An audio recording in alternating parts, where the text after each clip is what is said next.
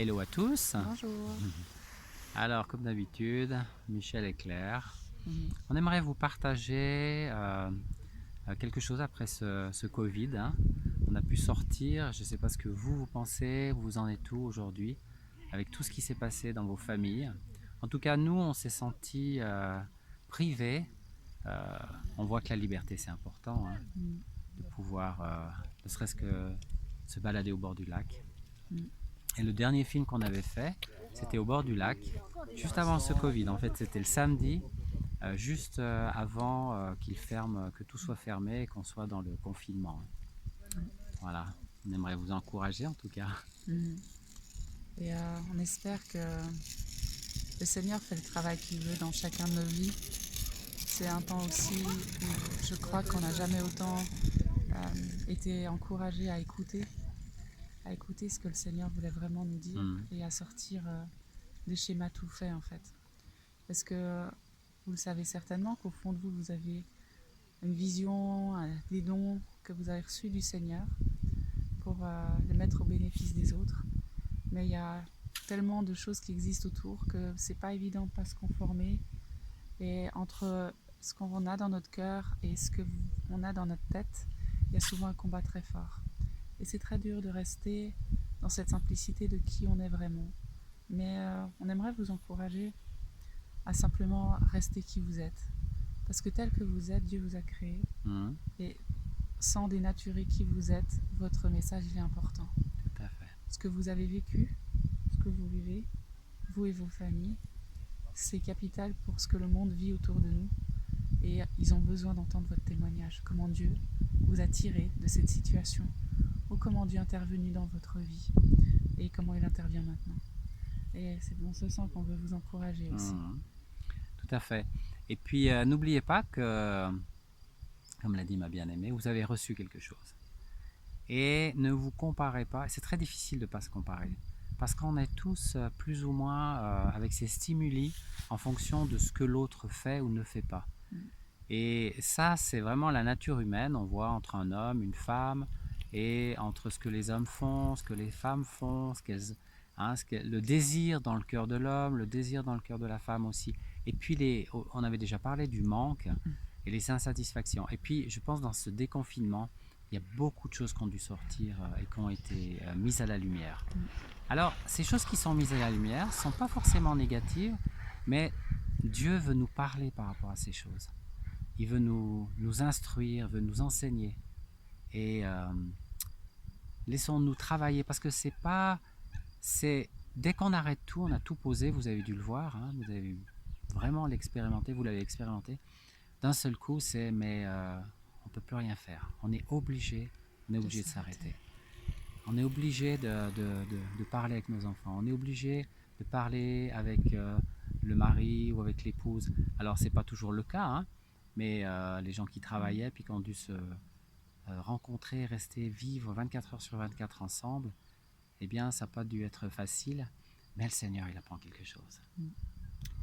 Et on est obligé de régler aussi, quelque part. En tout cas, c'est pas forcément qu'on va le faire, mais quelque part, c'est une interpellation d'en haut à se dire, mais qu'est-ce que je voudrais régler dans ma vie? Qu'est-ce que je ne veux pas laisser comme conflit intérieur ou à l'extérieur, hein? Parce qu'il y a des choses que j'ai besoin de réparer avec moi-même ou avec les autres.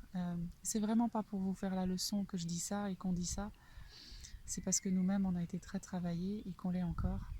Et qu'on veut continuer à progresser dans ce sens parce que on veut être prêt quand notre Seigneur reviendra, qu'il n'y ait aucun bagage ou poids ou boulet qu'on transporte avec nous et dont il aimerait tellement nous délivrer. Et on vous bénit en tout cas dans le nom de Jésus, parce que c'est vraiment lui qui a ce pouvoir de nous délivrer. Tout à fait. Et de nous rendre libres. Exactement. Et ce qu'il fait en ce moment, c'est qu'il est dit qu'il va déverser son esprit sur toute chair. Vos fils et vos filles prophétiseront, vos anciens auront des songes, et vos jeunes gens des visions. Ça, c'est la promesse qui est écrite dans Joël, avant la venue du Seigneur. Donc, il va se passer quelque chose, et comptez, vraiment, dépendez de lui parce qu'il va se passer quelque chose dans votre vie. Et ne restez pas en disant « oui, c'est pas pour moi ». sachez qu'il va le faire et espérez de tout votre cœur, votre âme et votre esprit qu'il va vous amener quelque chose que vous auriez pas eu avant. C'est-à-dire que avant, c'est nos propres efforts, nos forces. Même avec le baptême du Saint-Esprit, bien souvent on le fait avec nos propres forces. On croit que c'est juste, mais des fois le Seigneur nous arrête pour nous montrer qu'en fait on a beaucoup fait par nous-mêmes. Mais lui, il va amener quelque chose qui va purifier et qui va nous aider à être les témoins qu'on doit être. Alors, tous ceux qui sont fidèles, on vous encourage à continuer, à persévérer, à rester dans la parole, à vous attacher à la parole, à vous attacher à prier, à rester vraiment aussi dans la simplicité de l'évangile, de ce qu'a fait Jésus. Continuez à partager. Partagez autour de vous ce que Jésus il a fait. Parce que lui, il est le roi des rois, lui, il est le Seigneur des seigneurs. Et puis, on va prier pour vous, pour que vous soyez aussi bénis selon ce que l'Esprit va nous dire maintenant. Tu voudrais prier, chérie? Père, nous te bénissons, nous t'adorons dans le nom de Jésus et nous te remettons chacune de nos vies pour qu'elles puissent être à l'image de ce que tu veux. Dans ce temps, Seigneur, que chacun puisse trouver sa place, que chacun puisse trouver sa sécurité en toi et ce pourquoi tu l'as créé. Que toutes les confusions et toutes les paralysies quittent nos bien-aimés, quittent nos vies, quittent nos familles et que nous puissions aller de l'avant, unis par l'Esprit. Seigneur, nous te remercions de ce que chacun de nous, on peut tirer ce que tu as voulu que nous apprenions pendant cette saison. Et nous te prions que nous ne revenions pas dans nos anciennes habitudes, Seigneur. Celles que tu nous as montrées qui n'étaient pas de toi, pour que nous puissions nous laisser renouveler continuellement par toi et glorifier ton nom, au nom de Jésus. Amen. Seigneur, on veut louer ton nom, on veut te rendre grâce d'être en vie. On veut te bénir, on veut te remercier avec ma bien-aimée de pouvoir te servir là où on est, dans ce qu'on fait, qu'importe, avec ce qu'on est, comme tu nous as créés, Seigneur.